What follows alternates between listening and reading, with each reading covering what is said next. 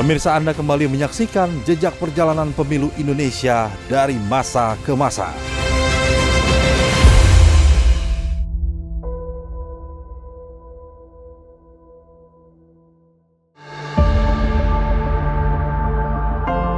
Pada 1977, menandai dimulainya praktik pemilihan umum secara teratur setiap 5 tahun.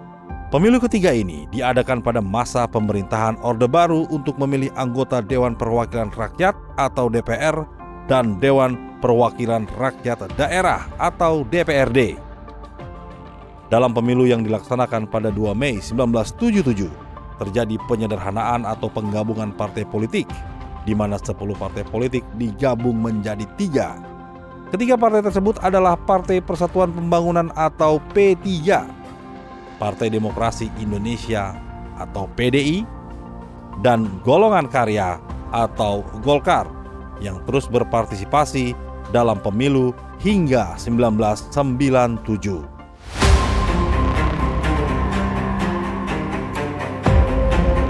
Lagi-lagi, Golkar masih mengungguli partai lain sepanjang 6 kali pemilihan umum. Sementara P3 dan PDI berperan sebagai pelengkap atau sekedar ornamen saja. Selama 6 kali pemilu diadakan terhitung sejak 1982 hingga 1997, Soeharto selalu menang, sehingga membuatnya menjadi presiden terlama di Indonesia selama 32 tahun. Meski begitu, Wakil Presiden selalu berganti setiap periodenya sesuai dengan hasil sidang umum MPR. Dan di Indonesia tidak mungkin terjadi seorang pemimpin sampai mati jadi pemimpin terus dan jadi presiden terus, karena ada pembatasan. Gak kayak Pak Harto dulu kan, zaman dulu nggak ada pembatasan tuh, presiden maksimal 10 tahun. Nah, kalau atau 2 periode.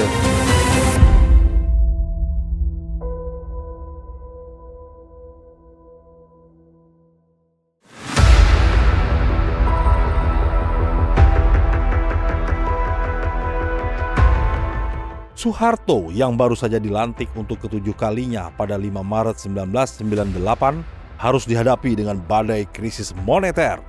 Kala itu dia mendapat tekanan ekonomi dan politik serta tekanan dari gelombang unjuk rasa yang menuntut reformasi. Krisis itu beriringan dengan menurunnya kepercayaan masyarakat terhadap kemampuan Soeharto dalam mengatasi krisis yang melanda negeri. Protes dan demonstrasi semakin tak terbendung akibat dari reformasi yang tak kunjung terlaksana. Kondisi itu memicu kekacauan yang menyebabkan tragedi berdarah pada 12 Mei 1998 yang dikenal dengan tragedi Trisakti.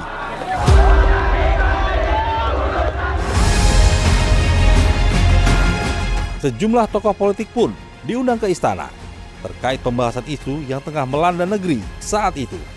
Hingga akhirnya pada 21 Mei 1998, Soeharto melepaskan jabatannya sebagai Presiden Republik Indonesia. Saya memutuskan untuk menyatakan berhenti dari jabatan saya sebagai Presiden Republik Indonesia.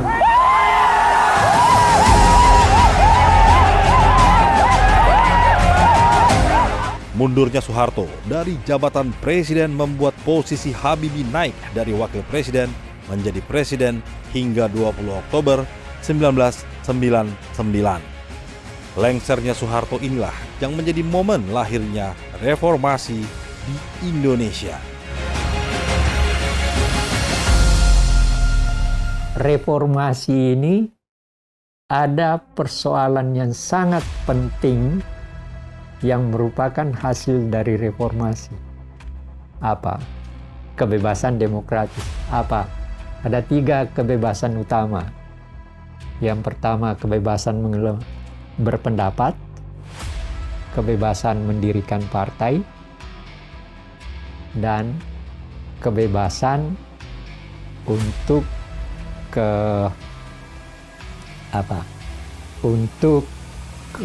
melakukan demonstrasi.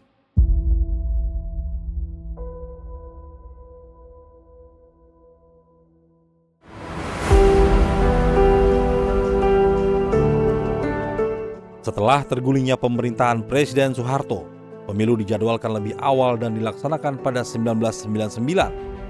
Padahal seharusnya pemilu berikutnya diadakan pada 2002. Dengan waktu persiapan yang terbatas, pemilu 1999 diselenggarakan pada 7 Juni 1999. Sistemnya pun berubah drastis.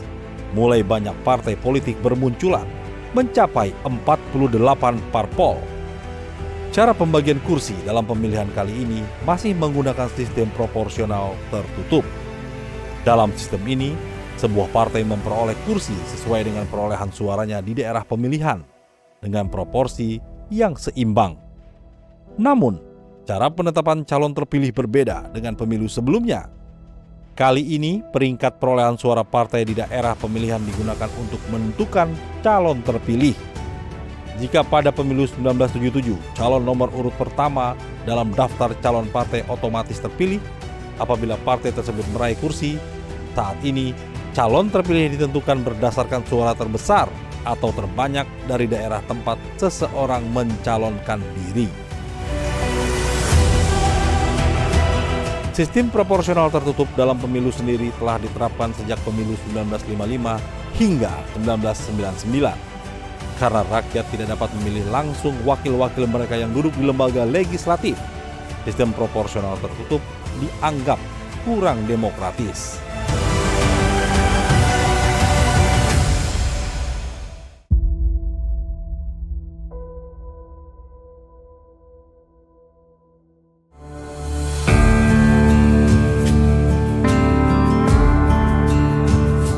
Pada pemilu ke-8 ini juga, KPU pertama kali dibentuk oleh Presiden B.J. Habibie untuk melaksanakan pemilu 1999. Organisasi penyelenggara mulai dari pusat KPU dan PPI sampai daerah. Peserta pemilu kali ini adalah 48 partai. Ini sudah jauh lebih sedikit dibandingkan dengan jumlah partai yang ada dan terdaftar di Departemen Kehakiman dan HAM, yakni 141 partai. Kontestasi politik kala itu dimenangkan oleh Partai Demokrasi Indonesia Perjuangan sebagai wujud baru PDI Perjuangan yang dipimpin oleh Megawati Soekarno Putri.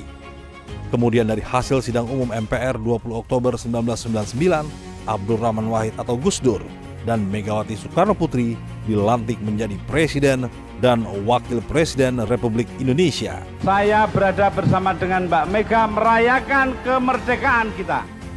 Lalu pada 23 Juli 2001, sidang istimewa MPR kembali digelar. Pasangan Gus Dur Megawati pun digantikan oleh pasangan Megawati dan Hamzahas.